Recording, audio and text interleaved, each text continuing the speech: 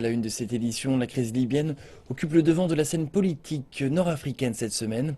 Les pourparlers d'urgence sous l'égide des Nations Unies ont pour objectif final de faire accepter un gouvernement d'union nationale par les chefs des différentes factions libyennes. La première phase des négociations avait eu lieu au Maroc. Elle se poursuit en ce moment même en Tunisie.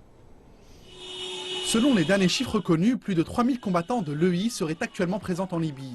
Et les principaux chefs du groupe terroriste ont même quitté l'Irak et la Syrie pour la Libye afin d'y mener directement les opérations. Les puissances occidentales préparent quant à elles une future attaque contre les positions des djihadistes dans le pays. Pas plus tard que cette semaine, le secrétaire d'État américain John Kerry a alerté le monde de l'avancée d'un califat jusqu'aux portes de l'Europe, financé en partie par la richesse du sous-sol libyen. Mais pour le moment, les puissances occidentales attendent le feu vert du gouvernement libyen pour intervenir dans le pays.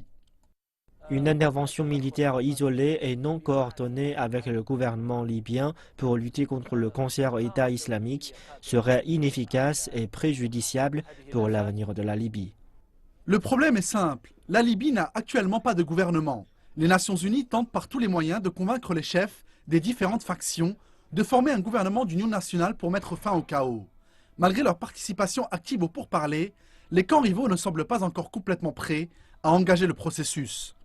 À Tripoli, les factions armées de la capitale encerclent toujours la ville et rappellent qu'un gouvernement imposé par la communauté internationale serait considéré comme une invasion. L'envoyé spécial des Nations Unies en Libye, Martin Kobler, a appelé l'ensemble des partis à poursuivre les pourparlers en urgence en fin de semaine, afin de former le plus rapidement possible un gouvernement d'union nationale. Les politiciens libyens rappellent qu'il s'agit d'une étape vitale pour stabiliser un pays vivant toujours sous la menace d'une prise de contrôle par l'organisation État islamique. La raison fondamentale de la crise en Libye est l'absence de gouvernement. La communauté internationale doit à tout prix aider le pays en proie aux troubles à former un gouvernement d'union nationale. La poursuite des négociations en cette fin de semaine se fera à huis clos. Les décisions prises seront largement suivies, et pas seulement en Tunisie.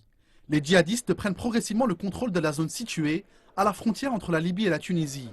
Les autorités en charge de la sécurité de la région semblent être de plus en plus en faveur d'une offensive militaire lancée par la communauté internationale.